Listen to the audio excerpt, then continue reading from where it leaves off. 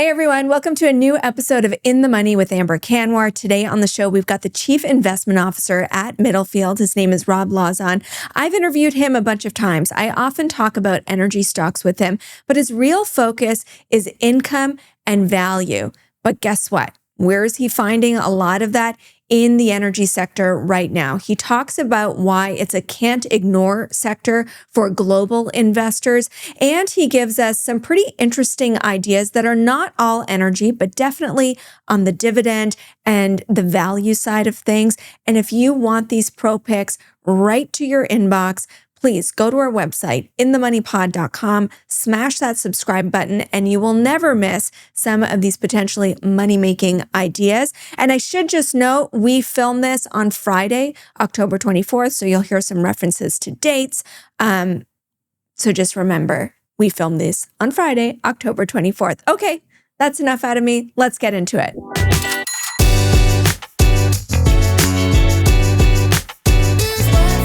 The information provided in this podcast is for informational purposes only and does not constitute financial, investment, or professional advice.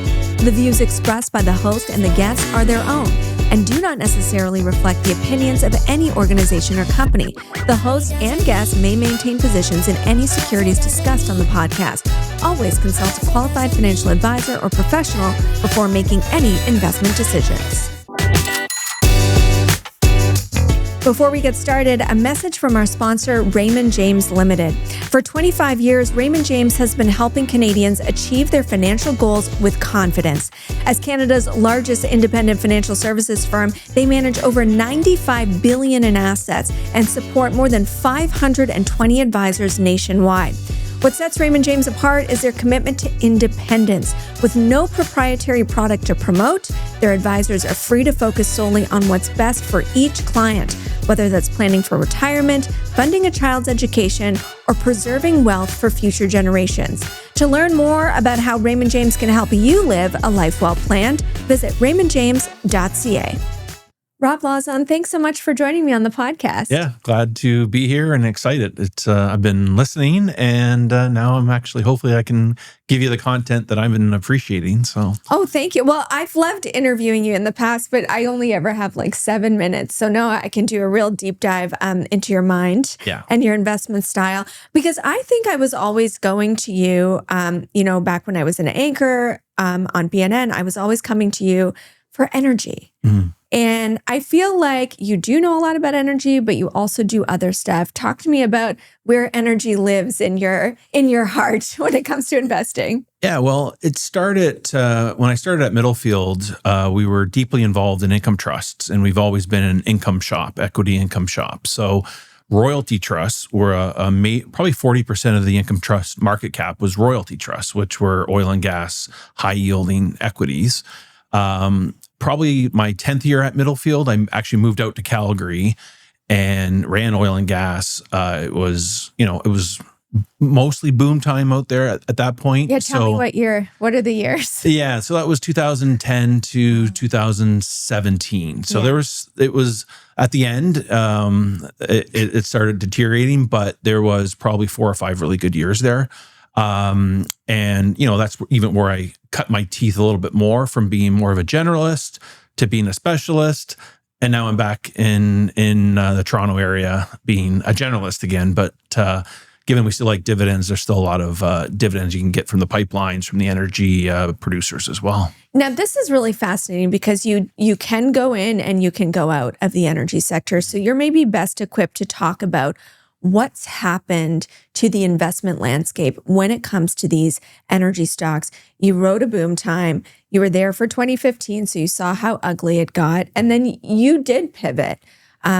We've seen there's no energy funds really in this country that have had long-lasting power. And in part, the reason you pivoted was because, it just started to kind of die on the vine. Talk to me about that evolution and how it relates to where we are right now with respect to these companies. Yeah, well, the rock and the resource has always been there, and we've Canada, I'm speaking for, has some of the best reserves of oil and natural gas globally. But the government really didn't back that industry over the last 8 years, we'll call it. But that's pivoting now. We've now got the same government, but a leader that understands the only way to grow GDP is to get tax revenues from someone or royalties from someone, and why not lean on industries that can that have it right under your feet? So that's a positive. I feel the most positive about our country, about our business climate, and mining, oil and gas, fertilizers, just our natural resources than I've been for many years. So we're actually leaning a little bit more into natural resources across all of our income funds. Oil and gas would be the mainstay of that. It's we're slowly creeping up in our broad mandates, the exposure to both the pipelines, the energy infrastructure, and energy producers. Yeah, for sure. Is that because, the companies are in better shape than they were, you know, the last time you were in the patch. But it sounds like a big part of it is the policy and politics. Yeah, and some of it is, I guess, COVID happened, oil went negative. 2 reasons the bank stopped lending to oil and gas mid-cap, small caps. One was just price and saying, we want to clean up our loan book. Maybe oil stays at $10 for a long time. That didn't happen. Secondarily, there was kind of an environmental movement across all large cap S&P 500, large Canadian banks, protests outside saying you can't lend to oil companies. So I guess they'd rather get the oil from other countries in the world like Iran or Saudi Arabia, but we won't delve into that too much here. But I guess that point that's kind of blown over. But in the meantime, the companies had to look at themselves and say, well, we can't rely on debt to fund our, Wild West drilling. So let's only drill the resource that's the most efficient, highest quality, and let's use free cash flow to pay down debt. And because we now have to rely on the debt market or convertible bonds, and that might be zero when oil's or natural gas is in a bear market. So the banks, basically that inflected companies to be able to bring debt to cash flow ratios that were sometimes 2 to 3 times, all below 1 times. And some companies have zero net debt if you look at their cash on their balance sheets. So balance sheets have never been better. And that's really caused the whole industry to pivot and then realize once the debt was manageable, they could produce higher levels of dividend or buybacks and return that cash back to shareholders. Because over the last 5 years, as they were doing this, 3 years, 2 years, they got to the point where they realized they don't have any other use of proceeds, right? There wasn't enough pipelines built, so they couldn't drill more because they would just, the volumes of oil and gas would just sit there. So they needed to do something with that cash, and that's coming back to shareholders. Now, the next 5 years, we've got a government that's probably going to allow expedited pipelines to get built, larger projects to get potentially oil south, potentially more oil west, more natural gas south, more natural gas west, maybe some of these molecules on the east coast of Canada, we'll see. But that just emissions cap. Yeah. Emissions cap could be removed. Yeah, that's going to be necessary for sure. Because when you listen to the large companies, they won't spend until that's taken off. So I just want to pause there because what if that doesn't happen? Like how much? There's 2 things happening. One, these companies are in great shape, regardless of the oil price, though a higher one I imagine would be better. But politics seem to be playing an important role. And what if, politics is very unpredictable. Yeah. What if Carney can't do those things? Then we go back to how it's been the last 2-3 years of increasing dividends, increasing buybacks versus growth. Because you only can grow if you can bring the product somewhere and sell it. So if we can't, we're just going to have low growth, but high free cash flowing companies that you can still probably generate 8 to 12% total returns through that mechanism. A lot of people have been saying for some time, just what you're saying about the health of the companies. And as much as, there are dollars here, these Canadian companies can do consolidation and kind of be their own catalyst for change. There has been sort of a dearth of global investor interest in this sector. How do you think about that? Do you care about that as an investor? If you're there, does it matter that foreign investors are there as well? Well, the reason foreign investors left was kind of what we just outlined for the last 8 years. They're coming back. You saw Petronas. There was a deal. The details in the deal were hard to, there's sovereign wealth funds and countries behind it, but it's really the Middle East coming in to buy Petronas out of the Montney. I suspect that is the first in many, maybe U.S. companies, sovereign wealth fund, European companies coming back, realizing they need reserves of oil and gas. And the Permian in the U.S.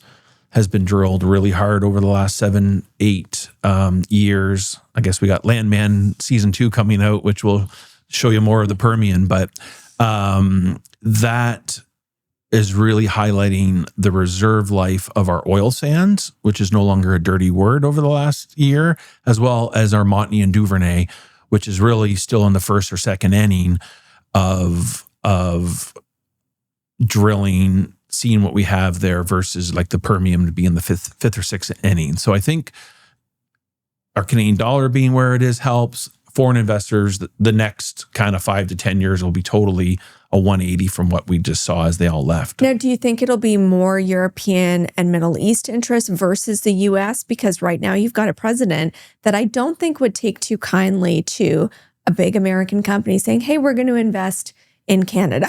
Unless you had part of the whole deal is another straw going from north to south or south to north, well, north to south, moving our product down there to keep oil prices low, because that's what wins votes is gas prices at the pump. And Trump, as you know, has been doing whatever he can. You've got MBS from Saudi Arabia coming mid-November, I think, to visit the White House. That's just writing on the wall that oil prices will stay low-ish for a while. And that's what Trump wants, and that's what buys votes is cheap gasoline and I think people inflation. Don't appreciate the importance of that relationship between U.S. and Saudi Arabia, especially as there are fresh sanctions on Russia that will materially curb their ability to sell oil around the world. And oil did see a spike from that, but U.S. can just, I don't know if it's as simple, but call up Saudi Arabia and say, we need more barrels. Is that what you see happening? Yeah, short term, yes. How many barrels? There'll be enough to keep oil probably under $80, $70. Normally, when you had a spike potential of 2, 3, 4 million barrels a day offline, like Iran or what Russia exports via tankers, that could spike oil $20 to $40. And that's when we had spikes to over $100. The relationship that you are alluding to is what's going to keep oil under 80, under 70, which is positive. If they can keep it around 60, that's still good for our Canadian producers. It's not great, but it's good. And it's good for inflation and interest rates and the path lower. And that's another thing that we know they want down south. A lot of this is not reported news as fact, right? There's a lot of discussion around pipelines and how this may happen. But I'm curious, you're close to the companies, you speak with management, you speak with investors. What kind of conviction do companies have, or do other investors have, that this is in fact the direction things are going for the Canadian energy sector? Well, I think you're seeing projects and you're seeing companies allocate capital, and in their 5-year plan, in their 3-year plan, you're seeing actual money being allocated, being told to shareholders, we're going to spend this. Keyera buying planes, Tourmaline put out their 6-year plan. You've got these type of capital decisions that can be made because of that. And I have seen multiples on stocks in Canada, energy companies on the E&P side, probably gravitate 20-25% higher than they were 18 months ago. And definitely on the pipeline side, TransCanada,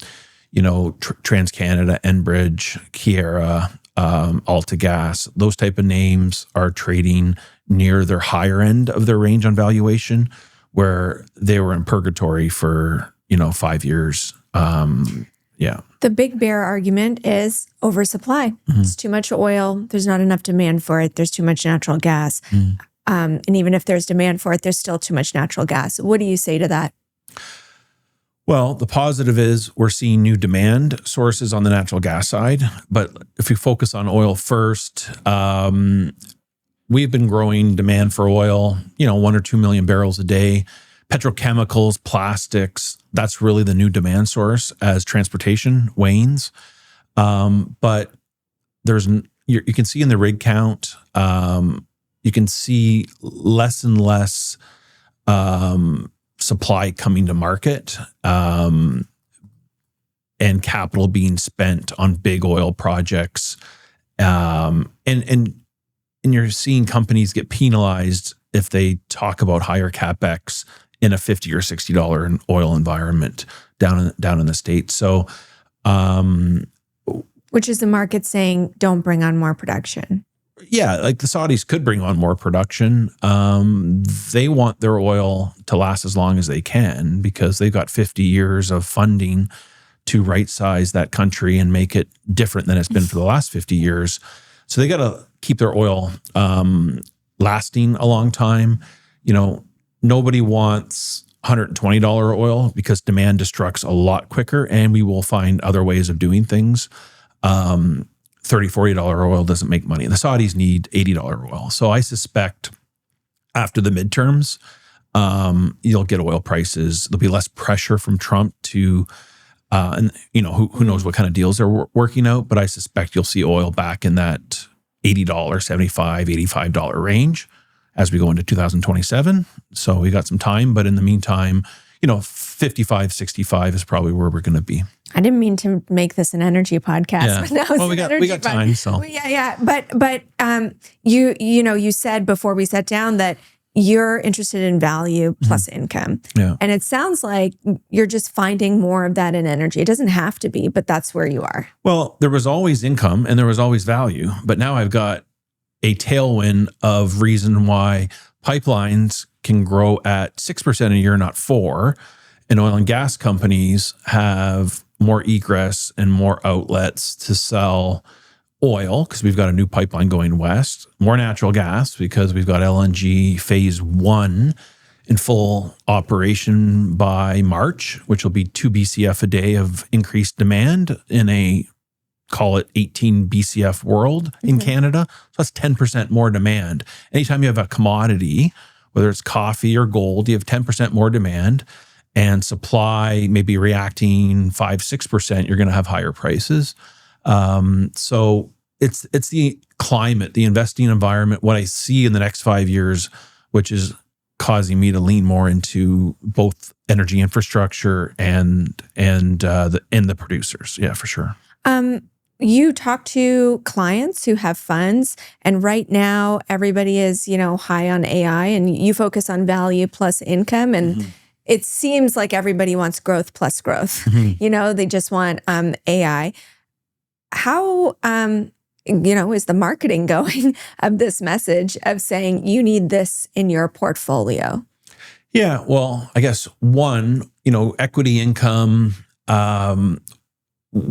When we talk to our clients, which are wealth managers, advisors here in Canada, we have some in Europe as well. We run an ETF over there. But we're under the assumption they already own the S&P 500. And because of that, they own lots of AI-related companies, whether it's Google, AMD, NVIDIA. So we're under the assumption that what we can offer complements what they probably have not been leaning into, and they've done quite well leaning into technology. And this year, for sure, AI for 85% of the year.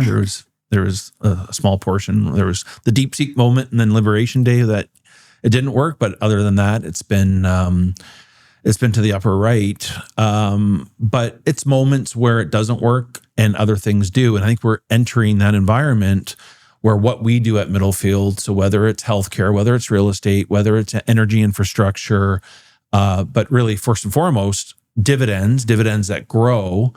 Inflation 2-3% for the next couple of years. You want a dividend, you want an income stream that grows with that to keep your purchasing power. So I think what we're doing at Middlefield is going to become more important as every year goes by. There's more retirees as the population ages, but the population is living longer too. So your financial plan that had you your endpoint at 85 years old, it might be 95 or it could be 100 by the time, we're retired. So income is going to be more important and longevity of income. And I think if you zoom into what's happening in the next couple months, we're going to have probably 2 cuts in Canada, most likely 2 cuts in the United States on short-term interest rates, which will help broaden the market. Sure, it's probably tech does well almost in every environment, but you'll start to say, well, banks are going to continue to do well, maybe regional banks, home builders, healthcare does well with rates, biotech especially when rates go down, real estate does well. So those companies with rates coming down will help broaden the earnings growth of the overall market, which just keeps the bull market going for a couple of years. And I guess I have a question about whether everybody talks about the AI bubble bursting. Who knows when that will be? It could be tomorrow, it could be years from now. Is your bet that value plus income doesn't go down or just doesn't go down as much?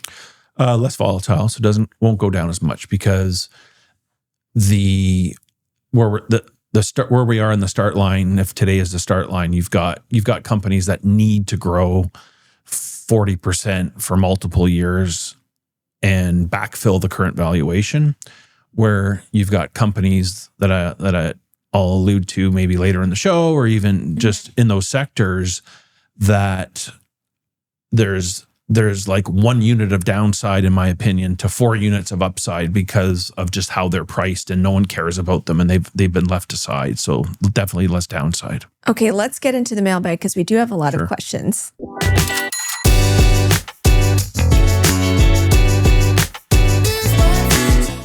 Okay, our first question, it's actually about gold. We've talked so much about the resource sector in terms of energy. We've got a question from Fred in Richmond Hill. Do you think the gold rally is over? Is it time to take profits? Gold had a difficult week last week.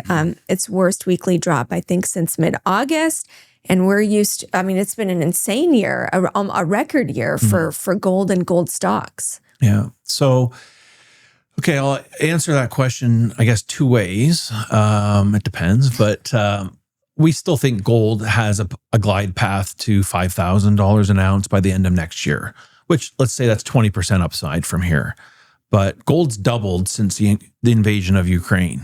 So adding 20% on a commodity that's already up 100 is just, now you're hitting singles on the commodity going forward. But now short term, that intraday reversal we had earlier this week, the gold was down $250 in a day. That's the biggest drop ever. But we went into that. If you're a chartist or a technical analyst, they use RSIs a lot, so relative strength. And anytime relative strength is over 70, yellow flags start to. Gold was 89. Meaning it just gets too overextended. Too overbought. Yeah. Overbought's a good way to say it. And under 30 is oversold. So you typically, if you're just looking at a chart, an RSI chart, you buy under 30, you sell above 70. But a stock can be at 72 RSI for a long time before it, pulls back, or just time being up there causes the RSI to come back to 65 or 60. But gold was 89 at the end of the week, like the end of last week, going into the big drop. So it was very overextended. And there was some analysis done by a sell-side bank. There's been 11 instances when gold was at that RSI level since 1980. Mm-hmm. And subsequently, gold pulled back on average 18% over the next 3-4 months at some point. So I think we're in a short-term choppy market for gold. The 50-day moving average is 3,700. So I suspect you're going to see gold in that 3,700 to 4,300 range, probably closer to 4,000 to 37 a couple times. And then maybe next February or so, we start to move back towards 5,000. Now, and 5,000 is on what? That's just if you kind of look at demand. If you assume there's more buyers than sellers, and who are the new buyers? It's the central banks. So as soon as sanctions were put on Russia, then I guess I can call them bad actors on this podcast. Yeah. But the North Korea. You had Iran, China, India. Anyway, the BRIC nations. Well, we can get sanctions on us at any time. So buy gold. So there's been a real thirst for central bank buying, primarily those nations, for 3 years now. And you don't see a nice kumbaya breaking out between the U.S. and China. Is that a risk, or is that what leads to the volatility or the choppiness? So now, if you're a central bank, it was a lot easier to buy when gold was 30-40% cheaper, right? So naturally, they're going to slow their buying at 4,300. Now, we went from 4,000 to 4,300 in like a couple days. So that's cooled right back to 4,000 per ounce. So I suspect central bank buying will still outpace and momentum traders and ETFs flows will still outpace gold coming out of the ground and gold coming out of melting jewelry and how else you're going to get supply. So generally, I could see gold up 20. Like in theory, you could, if this continues for 5 years, you could have gold up 15 to 20% a year for the next 5 years, and we could have $9,000 gold at the end of the decade. But to double again that quickly, I think that's a one-off, and you're going to have fits and starts around it. So, like, you don't really own gold stocks. We do in. Oh, you have a precious metals. We have a resource fund, which has done quite well this year. That owns gold. And some of our diversified funds have there's some small dividends you can get in a few of the players. But yeah, though we do look at the sector, even Barrick looks interesting right now. What's happening there with Newmont, 2 CEOs that didn't get along are now no longer there. So it looks like there could be something over time happen between those two companies. That's logical. In terms of assets or in terms of both companies? I would say a merger at some point. Both companies? That would be insane. They got a JV. Yeah, they got a JV in that Nevada property that Barrick was just promoting recently. So that's something that could happen. Again, it's not my forte. I'm not an expert, but I could see that being a major blockbuster M&A transaction in the next couple years. Right, they both got new CEOs in a short period of time. Yeah. Okay, I like that, reading the tea leaves. Okay, let's talk pipelines. Mm-hmm. That's definitely your forte. Mm-hmm. We got a question. Does Rob see pipelines as a safer way to stay in the energy trade, collecting yield while still catching upside if the sector makes a move? This one coming from Saxon. Yeah, well, we love the pipelines. They're a core part of our infrastructure fund. They're a core part of all of our diversified income funds. They're at the high end of valuation. So now, if you look at most of them, they've rallied 20% here, partly because of great operating performance that the investor base finally acknowledges, but also rates have been slowly coming down here in Canada. So when I look at the Canadian names like Enbridge and TransCanada, that's a helpful tailwind. But also there's been a no longer kind of a stop sign to buy a natural gas company. Like, there were headlines 2 years ago that you're going to rip natural gas out of everywhere in the States. You can't use gas on your stove. And it was just nuts, right? And now they're embracing it. We need more natural gas. How the heck are we going to get these data centers, powered up? So it's just totally flipped, which has helped on the valuations. However, at these valuations, so you get your 5% dividend, which grows 5 or 6% a year, which is helpful.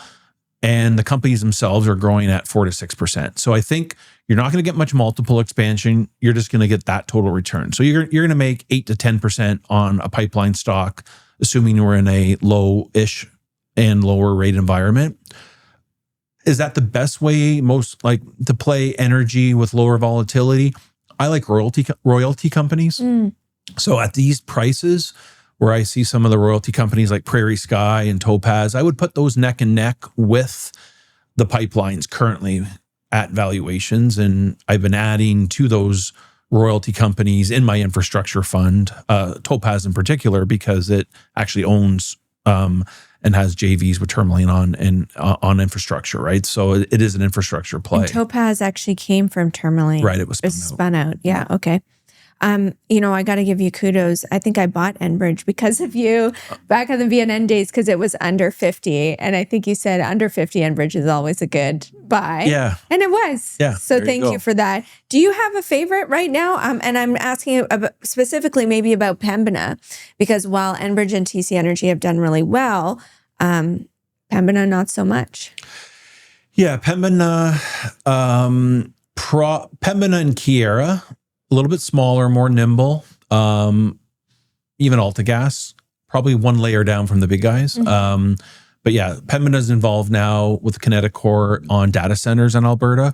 So as long as AI stays, in the favorable category, you're going to have that as a tailwind for the Pembina stock, and there's another avenue of growth. But all three of those, Keyera, AltaGas, Pembina, are ones that we continue to like underneath the TC Energy, Enbridge, which are your kind of cornerstone, but more expensive and harder to move the needle when you're that big. I think we got a question on SOBO as well, which was spin out of TC Energy. Is that one you like? It's had a bit of a pullback. We sold it when it got spun out. It did well for a month or two after that, more well than I thought. So we took that as an opportunity. It's got less growth. It's got a high yield, which we like, but less growth, less interesting that way. Maybe there's something to be done there. If Keystone XL, or a new name it'll probably be called Trump Pipeline or something, if he approves it and backs it to go from to replace Keystone number 2 there. But so Southbow owns the pipeline that was spun out of TransCanada or TC Energy, and essentially, so it's kind of a single asset company, high cash flowing, dull, boring, which we like. What I find interesting is there's a company called Gibson Energy that we own that owns storage assets at the top of the pipeline in Alberta, Hardisty, Edmonton, and they've been buying oil export facilities in the Gulf of Mexico. So that's the two ends of the straw. So I think those two companies at some point should get together. It would be a good strategic fit. So, mergers are tough because it's people and it's people, but I think strategically for scale, that makes a lot of sense. But, that could be something over the next 5 years, but we own both those. And you don't own it for that reason. We own Gibson. We own Gibson. At some point, I think that would make Southbow a more interesting company, because then I would see more growth in it. Last energy question in the mailbag before we turn to some other stocks, but we got a question on Whitecap, which is topical. It just reported results. And the question from James Gordon McLean, who sent his question on Instagram, just reported, do you see much upside? Yeah, definitely. They are showing very good cost of capital and they're expanding margins. They just reported, as you noted, and estimates are going up by 10 or 15% just because of how much synergies they're getting from the Varen merger. They pay out a lot of their cash flow via dividend.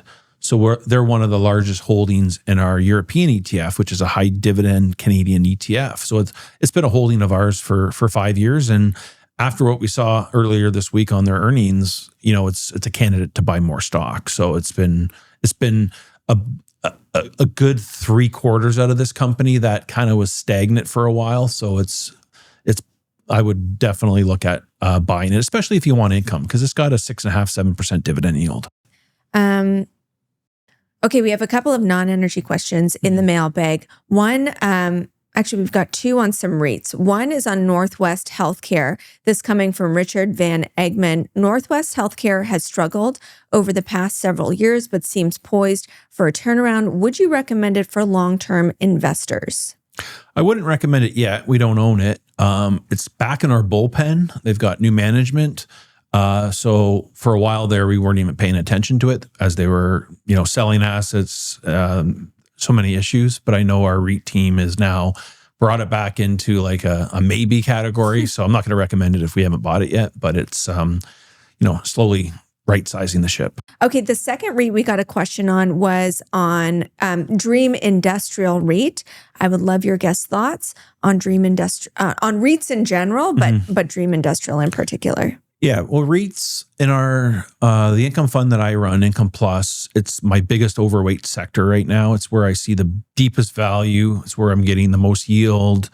So I do think that's one of the best risk rewards we see in Canada right now is our REITs, and I can go on why we see that the tide turning there. Part of it is I do see a trade deal eventually happening, which will bring more foreign investors back into, the industrial sector, which is the question Dream Industrial. So a bit of the gray cloud over that sector was, okay, well, all these sheds that are used for manufacturing and auto parts, and it's just too much uncertainty. So investors go away, especially the US investors, right? Like Canadian investors, there's only so much capital there.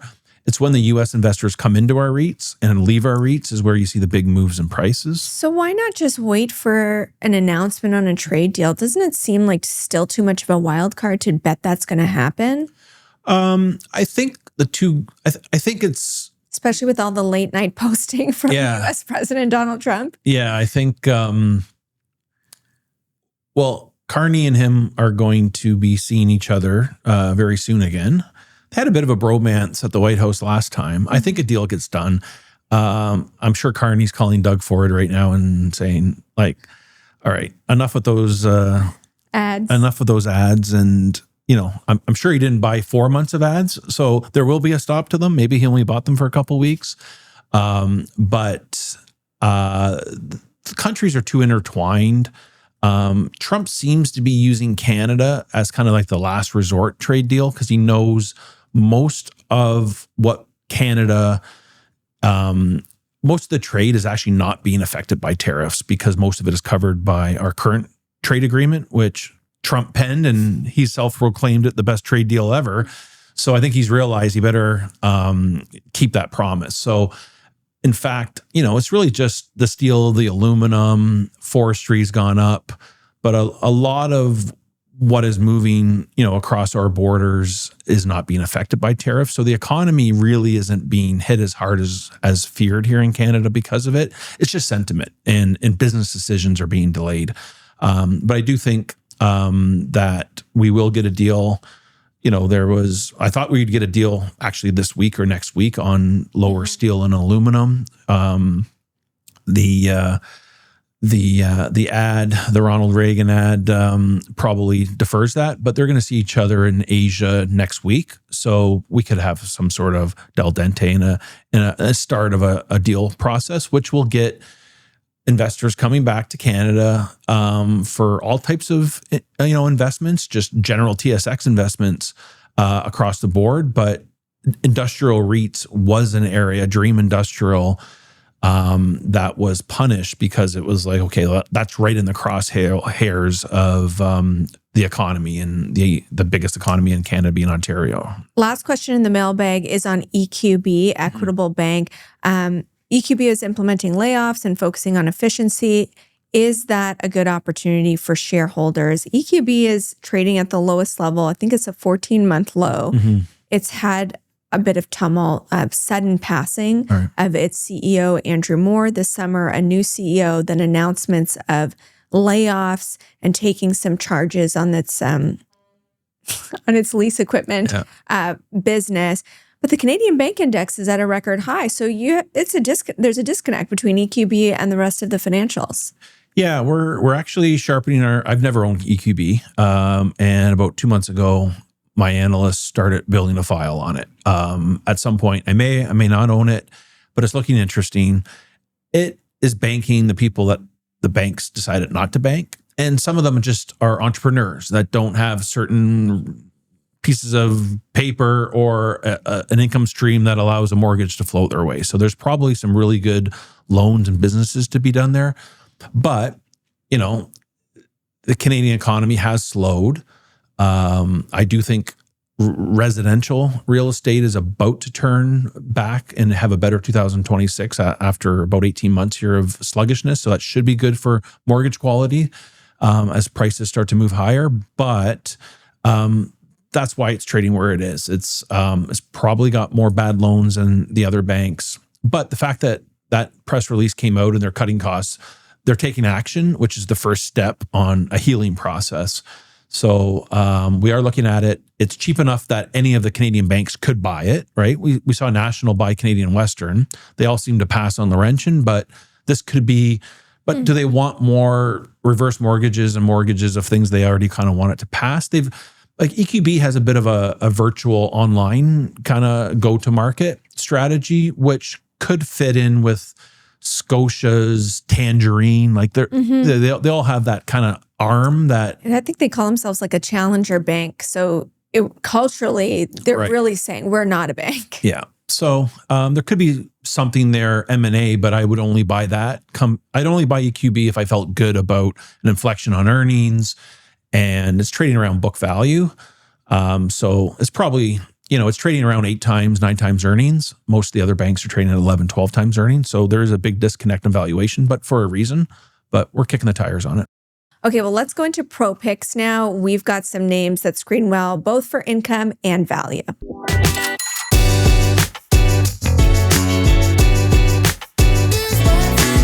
ProPicks is brought to you by ATB Financial. With $62 billion in assets, ATB Financial is powering possibilities for more than 820,000 financial services clients in Alberta and beyond.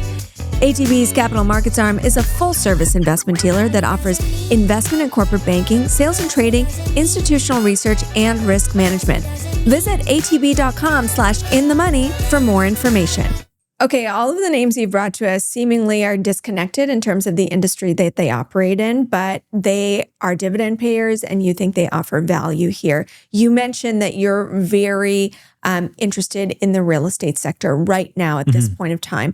And your first name is Canadian Apartment REIT, which seems to be right in the belly of things that people are concerned about. Lower immigration, rent growth is not increasing. So why are you buying Canadian Apartment REIT? Yeah, it is in the crosshair. It's front page news is how bad the condo market is. So that has just caused people not to buy REITs because they just think all real estate is condos. And the condo market is bad. Developers are going bust. There's too much supply. Unfortunately, there's too much supply of really tiny condos that no one wants. Everyone wants 2 and 3 bedrooms, families, growing families. So they got a lot of 1 bedroom, call them best for Airbnb, business traveler type of, maybe that's how it all gets cleaned up. Yeah. Cap REIT is not that. Their average rent is $1,800, $1,900 a month, 2 bedroom across Canada. They're the largest apartment owner publicly traded in Canada. But no one wants to own apartments because they feel there's just too much supply of rentals, and the fundamentals have slowed. We had lots of immigration over the last 5-6 years, and that all slowed 18 months ago. And those, the foreign students, foreign workers, all of that is brought, our population growth rate from immigration down to like close to flat to 1% in some of our major markets. So call it no growth. Rent skyrocketed after COVID. So there was 2-3 years of rapid rent increases across different levels of properties, luxury, low end. I think Cap REIT did a good job of raising rent, but at a pace not to be in the front page of the Globe and Mail. Yes. That being said, rents are coming down a little bit. They're flat. And like me, most investors, most generalists will only look at stocks if they have the fastest earnings per share growth rate.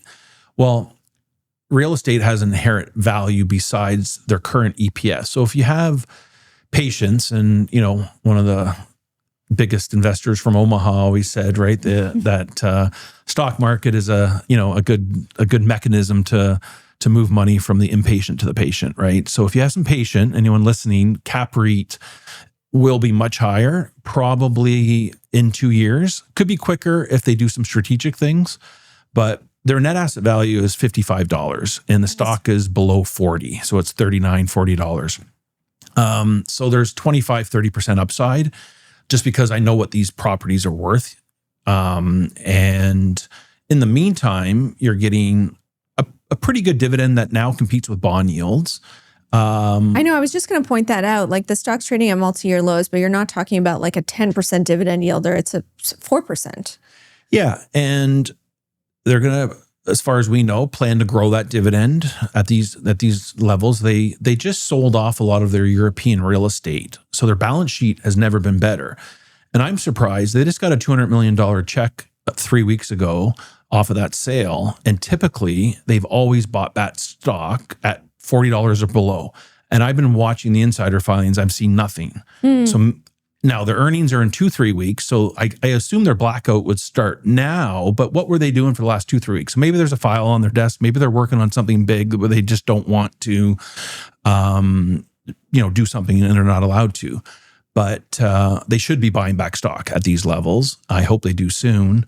But we have a good relationship with the CEO and he's not happy with their stock price. So we think short term, maybe there's something that they can do to get bigger. We've seen like Minto bought a property with PSP, a pension fund, to get it over the line to make it accretive for shareholders. So maybe there's something they can do with the pension fund. Hopefully management there is, and we've got a lot of confidence in management, will do something to get the stock price moving again. If not, we're in the patient category and we still think we can make 30% over the next 18 months, 2 years. Might be a little early, but it just represents so much value. No one wants apartments, but we're okay stepping into that right now. This is a good sales pitch. I'm interested. Okay, your second idea, Tourmaline, I feel like we've been hearing a lot about that name. And I just did an interview with Mike Rose, the CEO of Tourmaline, to kind of address some of the recent concerns around the company. It seems to have to do with their big spending plans, which you alluded to at the beginning of the show, and concerns about what that means in terms of the cash flow and their ability to pay those juicy special dividends that people love. Yeah. If you're going to buy Tourmaline, put it in a drawer and forget about it for 6 years, because a hedge fund might not buy it because you might not get that 1 quarter performance, but they are building something here that should generate 10% total returns for a long time. And they've got 75 years of reserve life. They've got 15 years of natural gas that they can drill and be profitable under $2. So we just need natural gas prices to cooperate, which they're starting to. The last couple of weeks, they're starting to move up. It's more than just going into winter. And it's more than just new demand for LNG, which are all things. There was some infrastructure offline that trapped natural gas in Alberta during the late summer that got gas prices back down below $1, but now they've moved up closer to $2. We think gas in the United States is probably $4 to $5 over the next 5 years, year after year, because of demand inflecting higher from data centers and from new LNG facilities that export it, that need gas as an input. And the same thing's happening in Canada. We're building data centers in Alberta. We're building more LNG on the West Coast. We've got Carney backing LNG phase 2, which is another 2 BCF. So that'll be 4 BCF of gas for LNG Canada. Plus we've got Cedar, we've got Kalisms, which will be at the end of 2023 or 2030. So we've got a lot of demand there. And so I think structurally you'll have Canadian prices in the $3 to $4 range, US prices in the $4 to $5 range. And when you look at the cash flow that Tourmaline can generate over their 6-year plan, essentially their market cap is about $25 billion right now. They could generate $13 billion in free cash flow over the next 5-6 years. That's half of their current market cap, and they would still have 60 years of inventory to drill. So it's something, if you're trying to buy a stock for your kid, you just buy it right now. You have to have a positive view on natural gas, which I do. We started the show showing now we have a government that's more proactive and allowing our molecules to come out of the ground. That's where it starts from. So now I can be more bullish on energy in particular. And I've zoomed into natural gas, and I'm picking up one of the highest quality ones. I could bring in a more mid cap, small cap, but I think for the purpose of just something that It is a commodity. Being the toggle on the revenue line, I think tourmaline is something for a real investor that wants to put a stock away that, if they're producing $2 or $3 billion in cash flow in 2030, and you put a certain multiple on that, it's $100 stock, and it's at 60 right now. So, all right, kids, put it on your Christmas list. Yeah, I want tourmaline for Christmas. You're obviously not afraid of stories that have a bit of hair on them. And I think this one is maybe the hairiest of them all. Western Alliance, this is a U.S. regional bank that did disclose that it has filed a lawsuit against borrowers alleging fraud. And so this is not a regional bank that was taken down accidentally because of the fraud issues that surfaced in the last couple of weeks and caused a bit of a credit quality scare. Yeah. This is one of them that was right in the eye of it. So tell me why we're there. Yeah. So they've got a big loan book. This is a small portion, but the reality is they've had essentially they had a term loan that got moved to a line of credit on some real estate that used to be a first lien loan, and then when they looked at the paperwork, they were viewed as a second lien lender in line for collateral. So they said, okay, that was a trigger. So that's when they filed the lawsuit in August. Zion's bank is also fighting, saying, well, we thought we were in line. So the fraud is who's in line? The borrower has been using this same building and collateral of real estate amongst many lenders. So Western, this is about 90 million in potential losses. They say they've got full collateral against it. They've got 2 high net worth individuals with collateral and like guarantees on it. So they said they're safe. However, they also, if you don't believe that, they've got 25 million of insurance against it, which would cover a third of it. And they've already booked 30 million in provision. So they came out with earnings 4 or 5 days after the news hit. So the stock was down about 16%. Earnings beat expectations. They provisioned for it. Stock's been moving higher, 5-6% the last couple of days. This is a bank that is growing at 20% a year on EPS. And it trades at 8 times PE. So EQB trades at 8 times PE, but I don't have faith in them growing.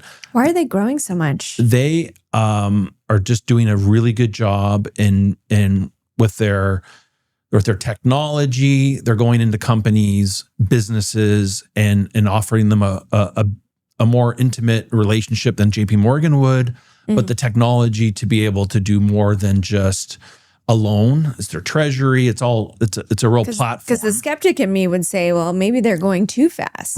Right. And that's why they end up not knowing whether they're first or second in line in a building. Yeah. Listen, we got to have some faith. And this is they've stated a one-off. They've had some of the best credit quality in regional banks over the last 5-6 years. So the history shows they are an astute lender. Why I really like it is, and this morning the CPI numbers came out a bit dovish. The 30-year mortgage rate in the U.S. was close to 7% at the beginning of the year. It's about to drop and break 6 on the downside.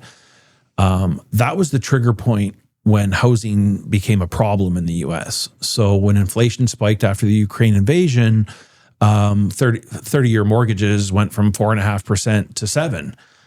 It's when they cross 6 on the upside is when just the market froze. So we're about to cross that on the downside.